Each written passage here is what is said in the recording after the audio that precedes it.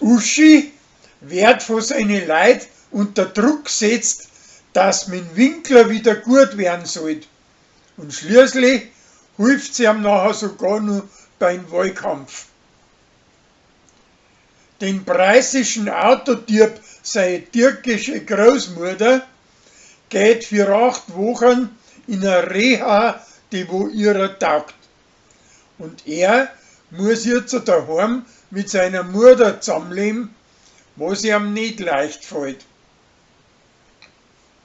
Der Michi sauft ein ganz besonderes Bier vom Gregor und für das wird er nachher von ihm ganz gescheit tratzt. Tina und Sarah deren sie gegenseitig in eine Handy verstecken. Und so pflanzt eins das andere. Der Gregor wetteifert mit Hubert, wer das mehrer Liegestütz zusammenbringt. Das geht hübsch daneben und schließlich bleiben sie alle zwei gleich auf. Danach glaubt er nicht, dass Sarah gescheit Chinesisch kochen kann.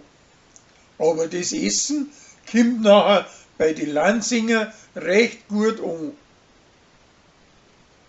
Maja verschandelt ihrer Freundin seine Augenbrauen und hängt das als Netz rein. Aber die zahlt ihr das zurück und hängt eine, wie die andere daneben singt.